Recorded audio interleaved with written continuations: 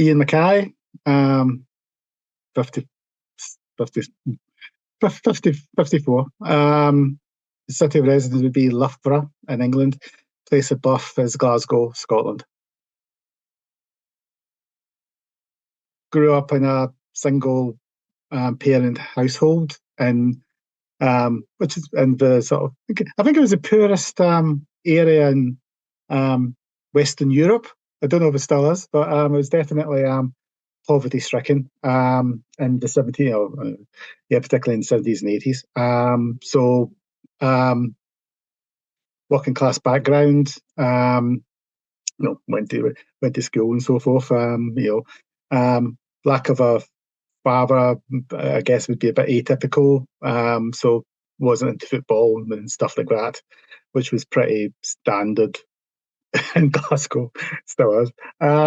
But interested in life and science and engineering and so forth, and was fortunate enough to be able to go to university, because that was before Thatcher destroyed a lot of the completely destroyed sort of bursaries and free education and so forth. So got a degree in engineering, did an MSc later, and then went into IT, and been working in IT ever since. IT in universities, so academic related, as they used to call it, as professional services now, which always makes me think of prostitution, but I prefer academic related. So IT worker, Oracle developer. So that's my upbringing in education and career to date. Always been an anarchist as long as I've been politically aware.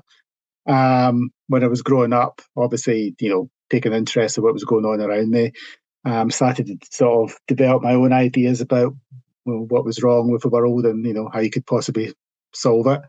Came across references to anarchism in various books. Michael Moorcock wrote, he's one of my favourite writers. And when I was a teenager, and obviously he's an anarchist, and he mentioned Nesta Markno, and so one day I went to the library and opened up, went to the politics section and had a look, and read the introduction to George Woodcock's The Anarchist Reader, and oh right, okay, and realised that I was an anarchist based on what was said there, importance of decentralisation and sort of getting people involved in decisions that affect their lives, all the sort of stuff that had come up with independently, and then basically tried to find out if there was any anarchist groups around.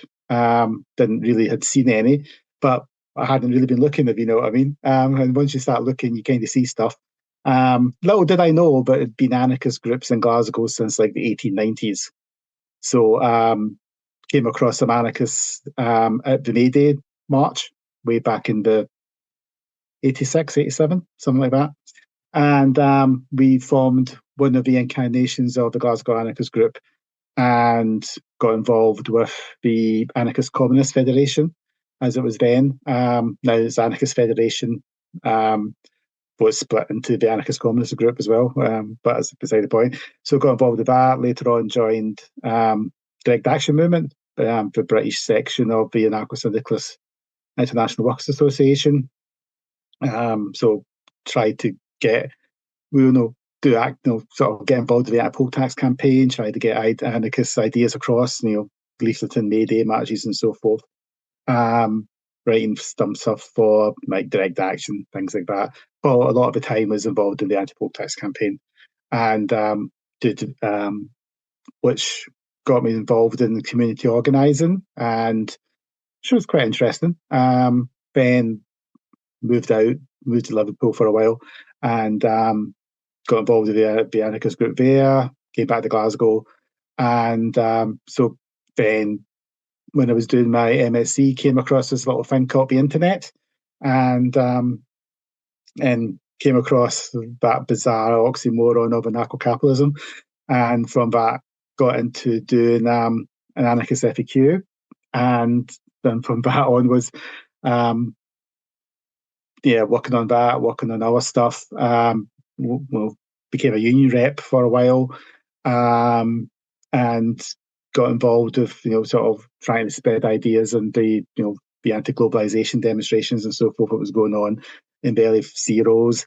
So union work and sort of doing research and producing numerous anthologies, writing for the Anarchist Press and so forth. Got involved with Black Flag magazine, and when I moved down to London, and generally doing what most anarchists, well, a lot of anarchists do, sort of try to get ideas across, doing leaflets, organising, sort of intervening more online as as the internet became more of a thing, and obviously just trying to debunk various nonsense about anarchism and sort of get the decent ideas out. Try to I enjoy reading, and when I was working in London, spent a lot of time commuting, so I had a lot of chance to read stuff, and just trying my best to sort of make a positive contribution to the movement. So that's it, really. Been doing that for quite a few decades, and well, hopefully it made a positive impact. Obviously, the easiest definition, I guess, would be like libertarian socialism, or no government form of socialism. Socialism being understood in the wide sense of sort of anti-capitalism, sort of workers' control, abolition of wage labour, end of exploitation and oppression, basically free association of free individuals. Maybe would be the best way of free and equal individuals, and that associations would be as free inside as we were outside. So basically, a participatory,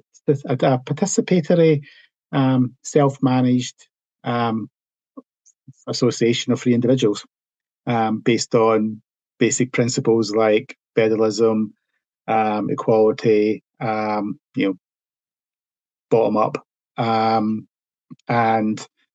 obviously not sort of it's like obviously not just anti-government, though obviously that's a big part of it. To be a genuine anarchist, you have to be opposed to all forms of hierarchical authority, even though some anarchists have not been 100% consistent, because obviously you can't. The reason why we oppose the state is also why we oppose capitalism and private property and sexism and racism and homophobia, etc., etc. All to do with sort of expanding the boundaries of human freedom and allowing people to be themselves and to express themselves. And any institution or any form of social relationship where some people are servants of others has to be overthrown and replaced by one where we work together as equals, as associates. So getting the idea of anarchism as chaos. Who wants chaos? Could be a cretin to want that, or having no notion of having a positive idea of what we're aiming for. Again, that's nonsense. Anarchism, I always thought, has been a very positive theory, and been very interested in socio-economic organisation, much more so than Marxism, for example. A lot of the things which people sort of say, like, Marxism believes this. You think, well, actually, anarchists said it first, and it's that's the case. So it's a very positive theory, I think, and the notion that it's just violence or just a teenage passing grunt, for want of a better word, is something that's like very disappointing. I mean, I remember during the anti-globalization protests, like late 90s and early 2000s, a group of anarchists actually appeared on The Daily Show, and they were all masked up and said nothing. And I was just like so horrified that they just basically perpetuated all the stereotypes of anarchism, and they missed an opportunity to express anarchist ideas to an audience which would never have come across them before. They all sat there and basically, well, a complete waste of space. And it was very disappointing. And that sort of negativity, or sort of stereotype, it was very disappointing to be seen actually happening and on an ideal opportunity to get people aware of where you stand. Similar thing happened in London. I remember I went on an anti-cuts demonstration, and I was sort of trying to sort of still black flag and get people, sort of, what anarchism stands for. And I saw some anarchists all masked up, all a little cluster of them, basically just, for whatever sort of, why were they there? It was just like to sort of look cool. I couldn't understand it at all. So anarchism is a very positive theory. Has got coherent analysis of what's wrong with society, coherent analysis of how to change it, and a coherent analysis of what to replace it with. And that, I think, is its great strength. And I always get very annoyed when that isn't brought across by other anarchists. Happens far too often, unfortunately. So that annoys me. But that's where I would say that politically I would define it. Well, obviously, in terms of, I've read a lot of Marxist stuff, and basically, what attracts me to anarchism is it's got a positive vision. It recognises what the problem is. It recognises that just changing who's in charge isn't it? It will never work. You just have meet the new boss, same as the old boss, and that's happened time and time again.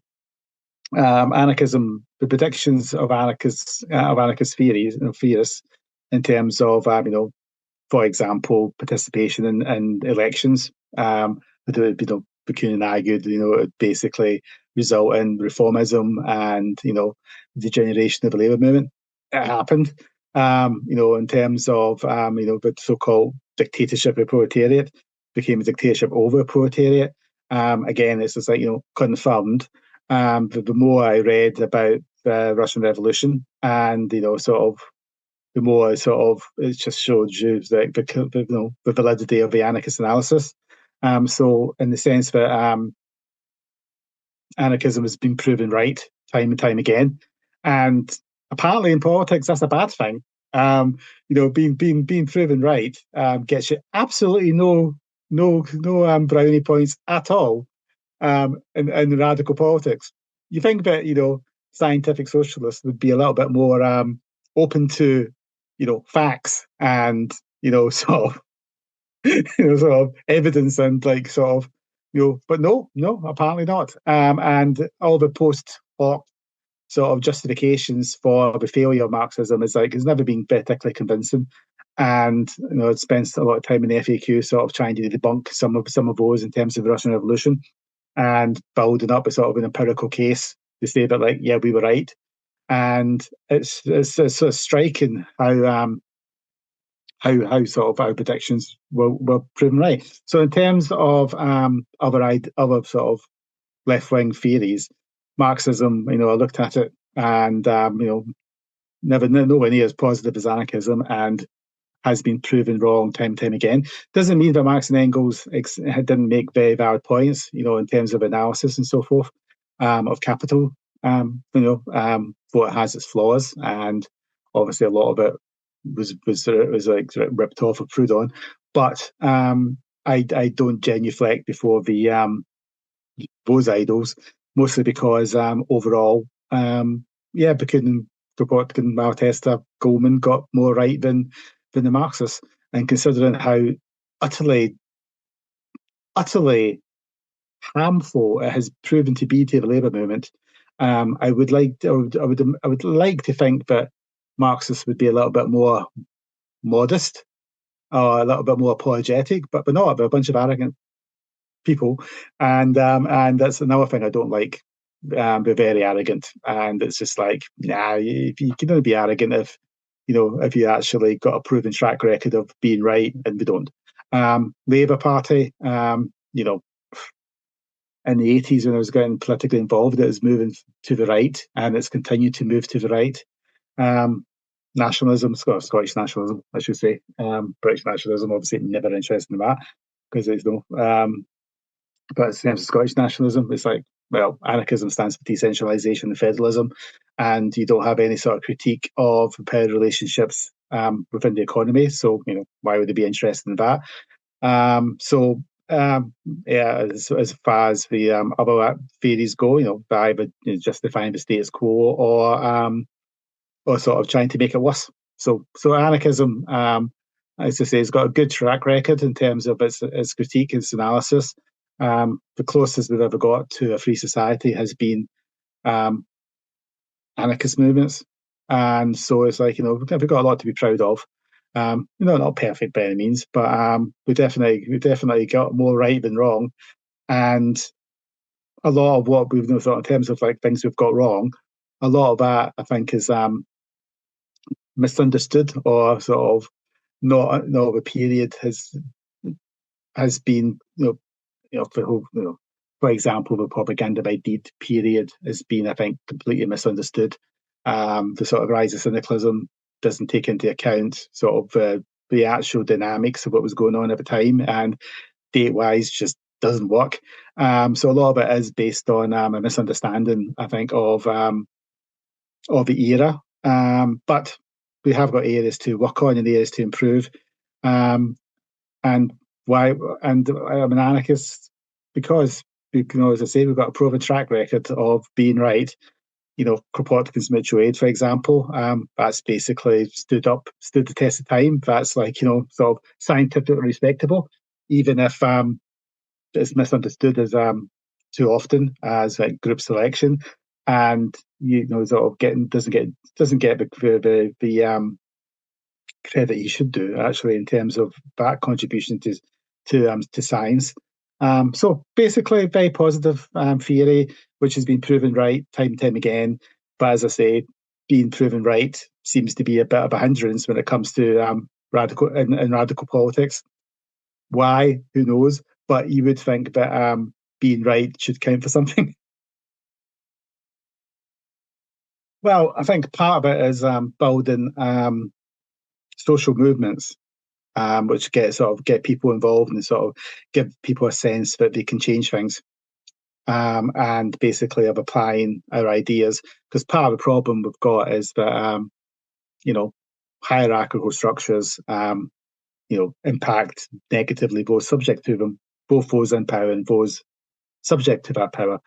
And part of the problem we've got is that those twists people's psyches, and they support things which are really, really not in their best interests. Education is sort of as a joke. People are sort of you've got situations where people are protesting against basic science, and it's just like, because you think with COVID and the sort of the vaccine denies and so forth, and you think, well, the current situation isn't working. It's getting worse. People are voting to make it worse for themselves in general. Obviously, the people at the top are definitely benefiting from it all. They've had like 40 years of failure in terms of, if you compare what neoliberalism promised and what it produced, utter failure. The Labour parties and the sort of Democrats, not that the Democrats are particularly lefty, but better than the Republicans. At least they're not crazy or a cult or a criminal gang. So but they're adjusting to the realities, but the only way you can get change is through mass movements where people take direct action themselves, and start to take control of their own lives. So in terms of America, for example, in the 30s, the New Deal would never have been as radical as it was if it went for the union drives and the unemployed workers' protests and so forth. And people seem to forget that that's needed. you think all you have to do is vote for somebody who's not a complete moron, or corrupt, or both, and then it'll be fine. And it's no, you have to actually force these people to act in ways you want. You can't just assume it's going to happen. If you just sit back and at home and watch them do it, then the only pressure they're going to come under is through institutional pressure within the state and the pressure of big business, which will push them to the right. And people seem to forget that. Fair enough. I mean, people have been subject to sort of mass unemployment and sort of defeats for a long period of time. So it makes you sort of you feel alienated and disempowered. And I think the role of anarchists is to empower people, to get them to have a sense of their own strength and own potential to change themselves and change the world.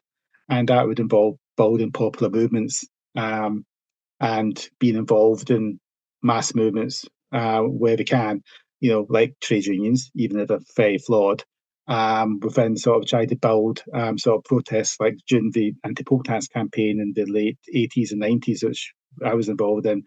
That was a great opportunity. That was building like an anti-parliamentarian direct action community organisation.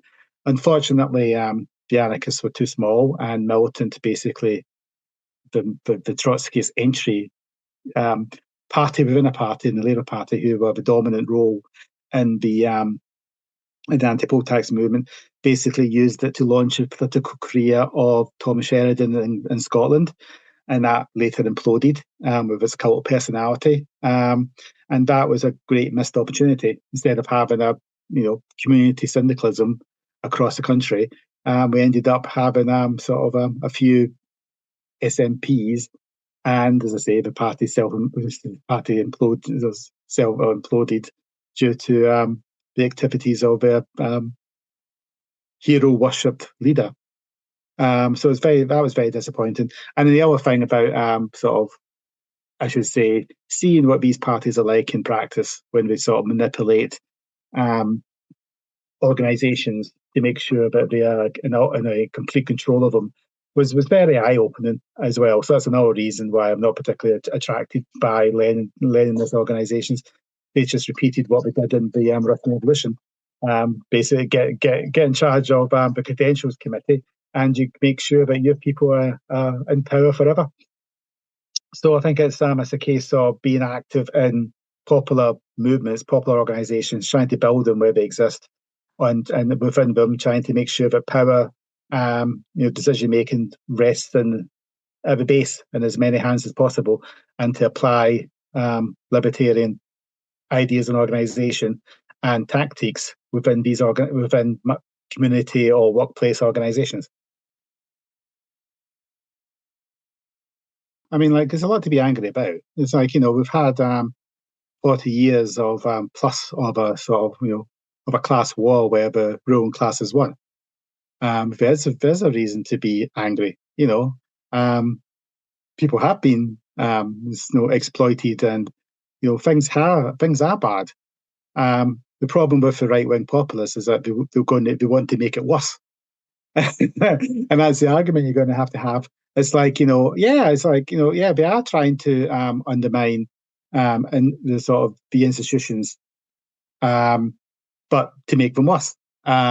Yes, it's like Trump. The fact that people managed to vote for somebody who was clearly a moron and clearly fascistic. Nobody understands what fascism is, but people were willing to listen to him, and it's just shocking, particularly after having 4 years of him like 4 years ago. I mean, it's just ridiculous. But you have to bear in mind that you've got these so-called anti-establishment movements have got the backing of very powerful corporate interests, institutions behind them.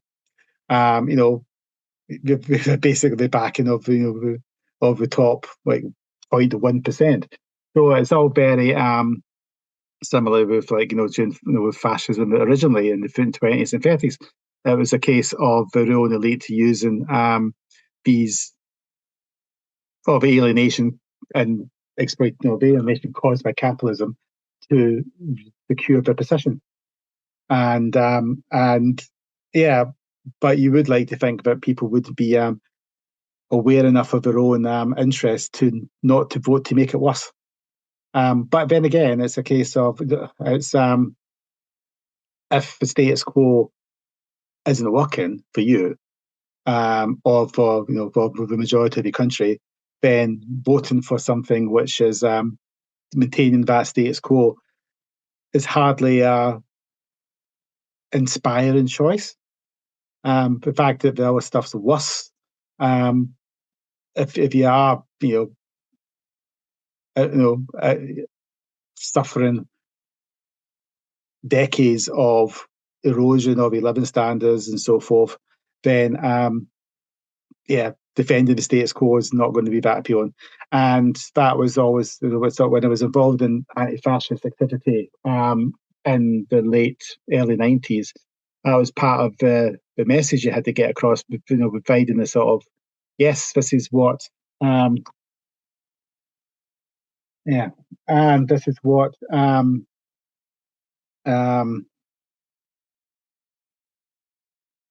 you have to be sort of, you have to provide a positive alternative, liberty and socialism, or sort of, to this, to the status quo.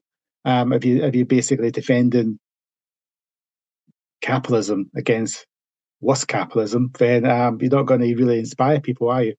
And that's part of the problem I think the Democrats had in the last election. They were basically ended up sort of defending something which wasn't brilliant, and obviously you don't get much enthusiasm that way, even if the person you're campaigning against is worse by any objective means and doesn't know what he's talking about, but he does offer some alternative. And and people who don't really pay attention to what's going on just listen to the media, who has been saying-washing and sort of twisting the narrative to suit corporate interests. So it's difficult. So you just have to keep banging away at the facts and trying to get sort of an alternative which makes people actually think, yes, we can change things for the better. Because I remember that I remember it was like watching something in France. They had a minister talking about he was going like, oh yes, we have to tell people that we can reform things, and he was talking about destroying or undermining their pension scheme. So he was using the word reform to mean make something worse. And reform has become, in mainstream politics, like Labour Party and so forth, as making things worse. And again, that's going to produce alienation, and people will look for alternatives.